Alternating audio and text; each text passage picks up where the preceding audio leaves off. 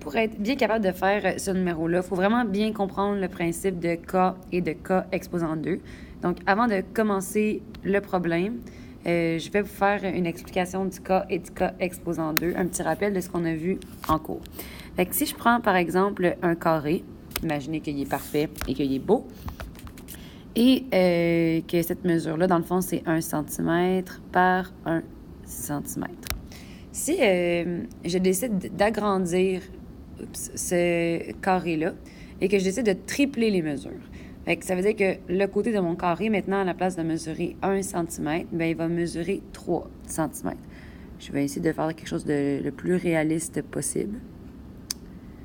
Donc, je triple ma mesure de côté. Donc, à la place de mesurer un seul centimètre, maintenant, mettons que c'est environ 3 fois, ça mesure 3 cm et c'est la même chose ici.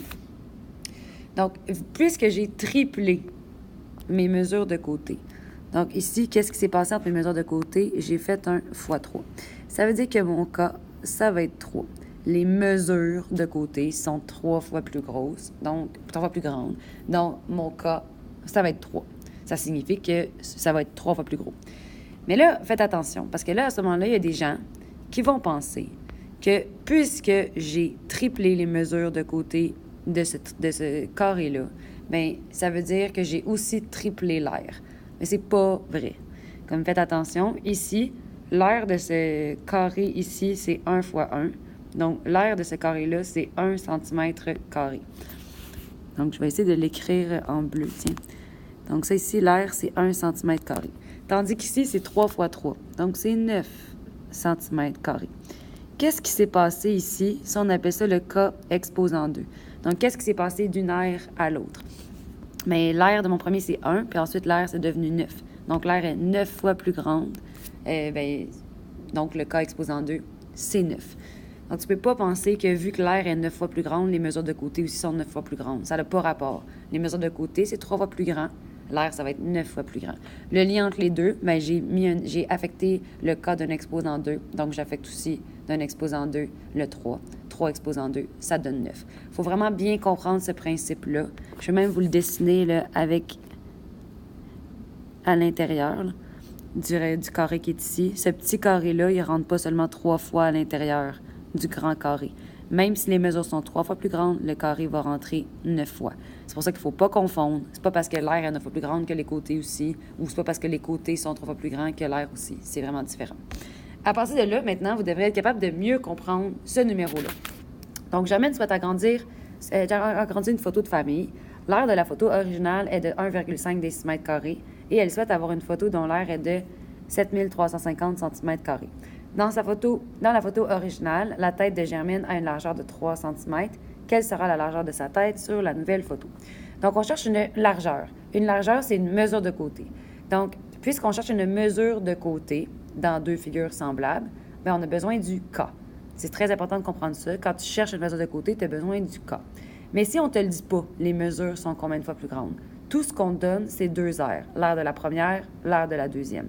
En ayant les 2 aires, c'est comme quand j'ai les 2 aires ici, vous êtes capable de trouver le K exposant 2.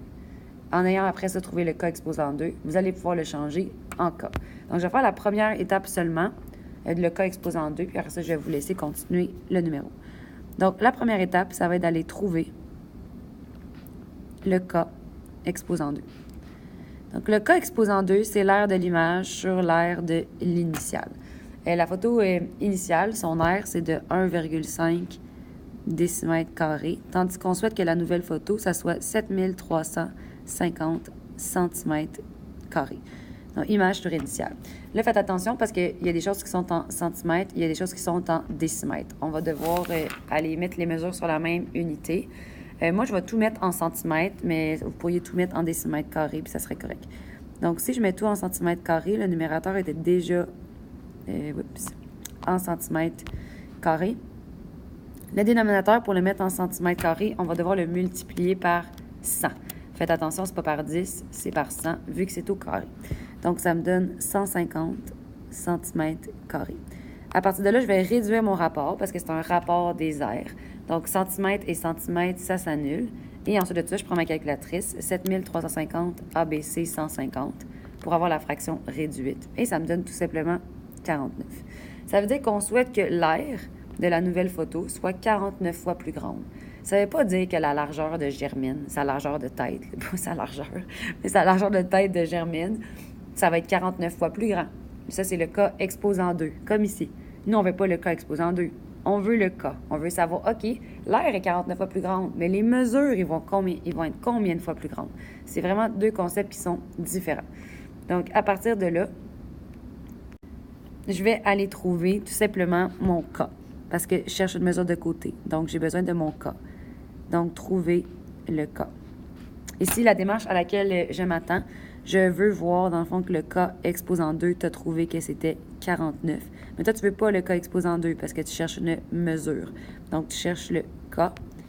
Et le cas, tu n'es pas obligé d'écrire que c'est la racine carrée de 49, mais c'est ça que tu fais, dans le fond. Pour annuler un exposant 2, l'opération inverse, c'est la racine carrée de 49, ce qui nous donne 7, puisque 7 fois 7 donne 49.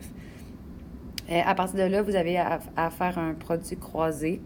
Mais dans le fond, je vais le terminer avec vous pour être sûr que vous êtes correct pour le premier.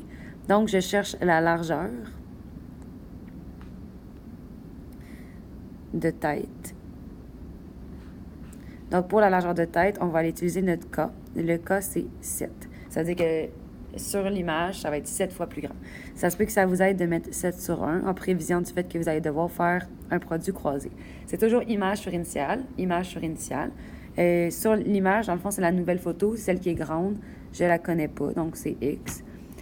Sur l'initiale, par contre, la largeur, c'est de 3 cm.